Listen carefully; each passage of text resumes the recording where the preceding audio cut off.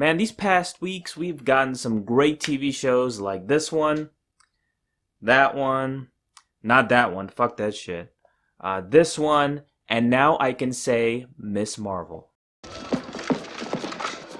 It's showtime. Hey everyone, Django Fett here, hunting down games, comics, TV shows, movies, and more, and this is a review for Miss Marvel. So I know what you're thinking, I haven't reviewed any Marvel stuff in quite some time, so what makes this TV show special for all things? Simple, I'm Pakistani, and I gotta watch this, and represent and give my perspective, you know? I was very much looking forward to this show, and I even did a video, I recommend you guys check that out, like a month ago, discussing reasons to watch this show. And for the most part, they nailed it all. So let me give some perspective for this show. Created by Bisha K. Ali, a stand-up comedian that ended up being the head writer for this show.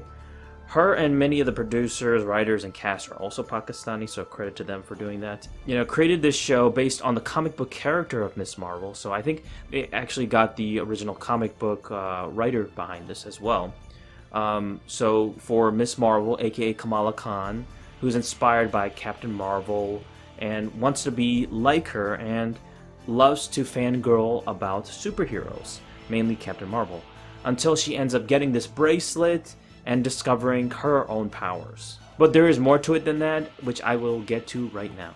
Now, the Marvel component of the show was fine, but the highlight of the show is actually the real life of Kamala Khan. Her trying to find her place in the world, and played by Iman Vellani, who just does an incredible job in this show, and her friends and family around her that really help her in this life. So you have all these many unique and interesting characters like Bruno, Nakia, and her family is just so endearing, you know, and lovely, and reminds me of my family. Her mother, father, you know, it reminds me of, you know, my mother and father. And they fused a lot of these, you know, Pakistani traditions and, like family, you know, being number one. And they really just, you know, hammered that into the show. And it really, like, touched me. It really did. I felt at home when watching this.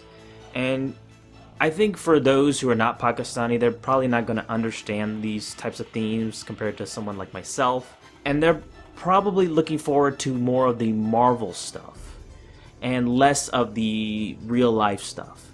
But for me, I'm the opposite. I love this real life stuff with the Pakistani stuff and, you know, the real world stuff with her character and her, you know, the family around her. I think that's way more compelling and interesting because it mirrors my life. And it also delves into some uncomfortable things and important things too, where there's one dark historical event within Pakistani and Indian culture that is the partition of India. Forced movement of, you know, Muslims, Hindus, Sikhs, you know, all the different groups. And it was just an awful time. And from there, we've just, you know, as Pakistanis, we've just kind of felt like refugees in a sense. And we still are. And it was just a heartbreaking time that it left us just constantly just wandering across the world, you know, in a sense that we can't find our own place. In a sense. So it is important to really, like, know about these historical events, and I think they really replicated that really well with the partition. Now, the couple episodes that I really liked are the first and sixth episode.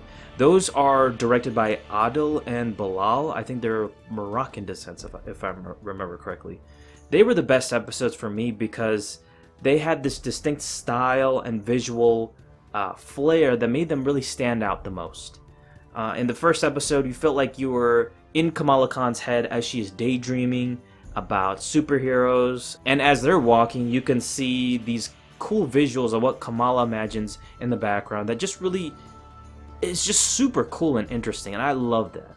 The only criticisms that I have with this show are kind of more in-depth with the Pakistani stuff, like visiting the next day to Pakistan on a whim. That usually takes weeks, if not months, of planning, and it's a very expensive trip, so I think midway in the show is not as interesting for me, and it kind of fell a little. And then the Marvel stuff with the villains that were just absolutely atrocious in this show. and the actual superhero stuff I wasn't really invested in. Those are the only things really for me, but overall, I really enjoyed the hell out of this show and felt at home. And this is made for Pakistanis, made by Pakistanis for Pakistanis. It really is. So I'm gonna give Miss Marvel a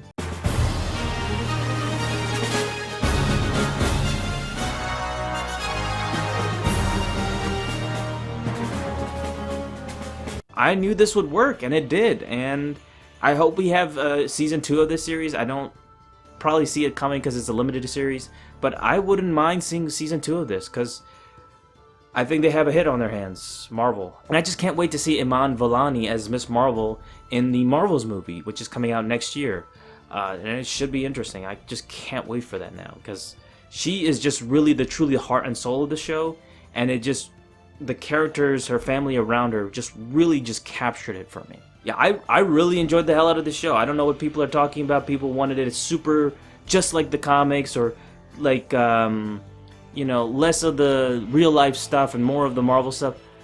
I honestly like the real world stuff, and that was more interesting and compelling. Kamala Khan's character, and they finally did Kamala Khan justice, unlike the video game. So thank you guys so much for watching. Don't forget to please like this video, comment down below, tell me what you think of the Miss Marvel TV show in the comment section below, and subscribe to my channel, Django Fett, if you haven't already. I'll see you, my fellow Mandoan. And brothers and sisters, next time. Ooh, yeah.